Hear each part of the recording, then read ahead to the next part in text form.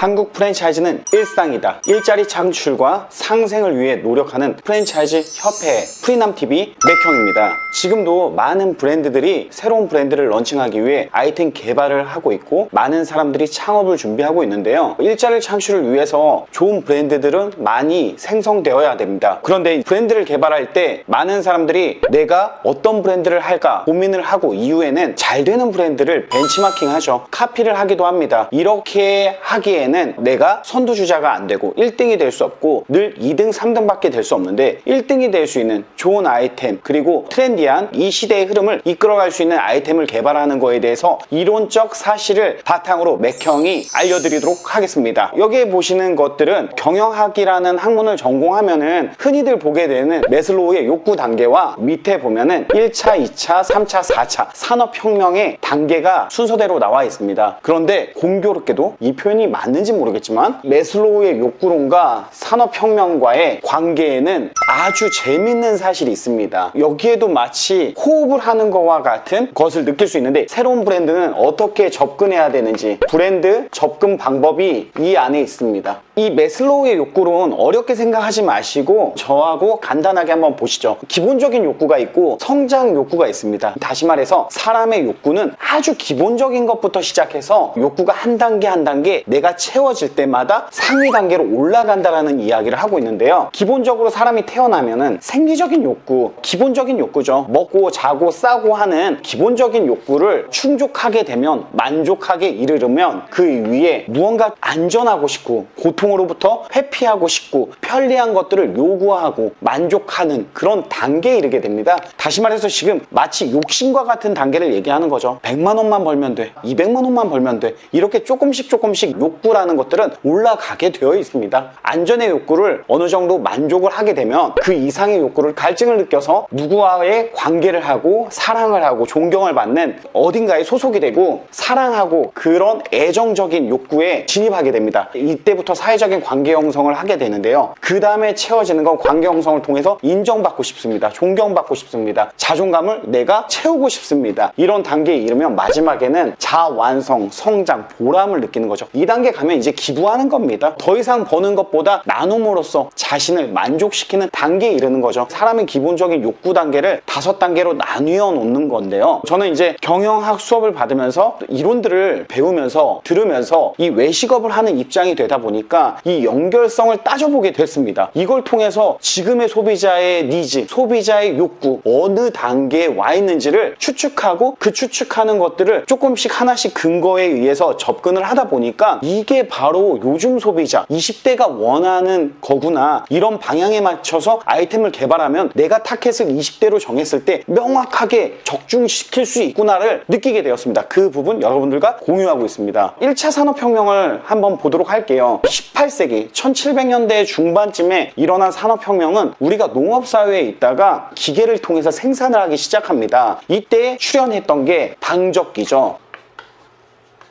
방적기가 만들어졌고 그걸 통해서 양모를 가지고 실을 뽑아서 옷감을 만들었습니다. 진기기관차가 생기고 철과 석탄을 활용함으로써 교통수단의 범위가 육로에서 철로로 이동하던 시기였거든요. 이때는 이제 물류의 운반이 더 빠르고 편리하게 이동하면서 산업혁명이 일어났던 거죠. 저기서 우리가 알아야 될 시사점은 옷감입니다. 옷감. 옷이라는 거는 어디에 속하나요? 기본적인 욕구죠. 우리가 입는 욕구, 기본적인 생리적인 욕구를 해결하는 단계였다라고도 1차 산업혁명은 볼 수 있습니다. 그러면 2차 산업혁명 볼까요? 산업이라는 거는 내가 무언가를 하나를 이루면 또 새로운 것들에 대해서 개발, 발전하는 단계를 얘기하는데요. 2차 산업혁명 같은 경우는 에디슨이 전기를 개발하고 전기가 빛으로 전환하면서 공장에 불빛이 들어오고 전기를 통해서 공장에 전력이 보급되고 전력은 컨베이어 벨트를 움직이게 해서 다시 말해서 대량 생산을 할 수 있었던 시기였습니다. 얼마나 편리하나요? 빛이 들어오고 전기가 들어오고 어떻게 보면 물류의 운반을 편리하게 하고 그리고 닭과 같은 가축을 도축할 때 되게 편리하게 대량으로 많이 도축할 수 있었던 시기였습니다. 이 시기는 정말 위험, 고통의 회피, 다시 말해서 편리함이죠. 이 편리함을 추구할 수 있었던 시기였습니다. 인간의 욕구가 옷을 입었다면 이제는 좀 더 편리하기 위해서 전기가 들어오고 전기가 보급되다 보니까 3차 산업혁명 어떻게 되나요? IT와 산업의 결합이라고 할 수 있습니다.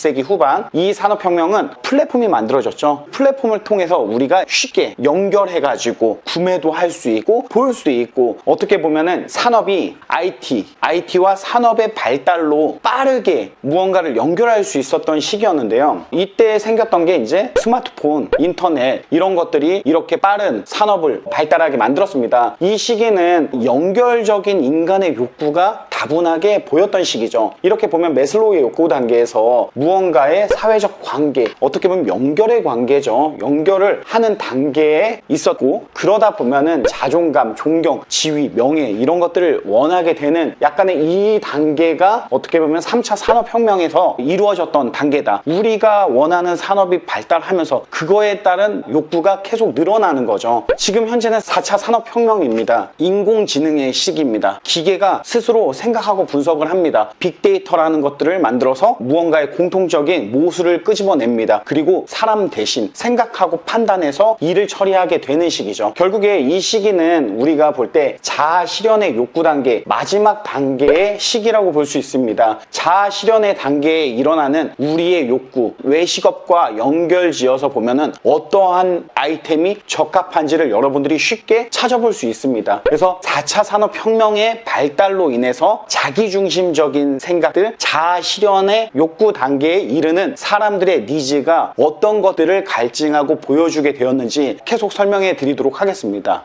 이 외식의 단계는 아니지만 자아 실현의 욕구 단계는 나 자신을 표현하고 표출하고 나한테 맞춰진 것들에 대해서 강렬하게 원하고 요구하는 이 시기입니다. 기계가 사람을 분석하고 빅데이터를 만드는 것처럼, 모수를 거기에 찾아내는 것처럼 나를 표현하는 것들에 대한 공간이 중요하고, 그런 것들은 사람들한테 인기를 모으기 시작했는데요. 가장 큰 게 1인 미디어입니다. 지금도 유튜브를 저희가 찍고 있지 않습니까? 나를 중심으로 보여줄 수 있는 것, 어떻게 보면 미디어라는 시장도 하나씩 장악을 하고 있습니다. 이런 것들처럼 우리의 외식 시장 어떻게 변화하고 있을까요? 4차 산업혁명 단계를 통해서 인간의 욕구 단계가 하나씩 채워지고 올라갔을 때 우리는 어떤 것들을 요구하고 원하게 될까요? 이게 외식 시장에 한번 접목을 해보면 이런 사례로 보여줄 수 있습니다.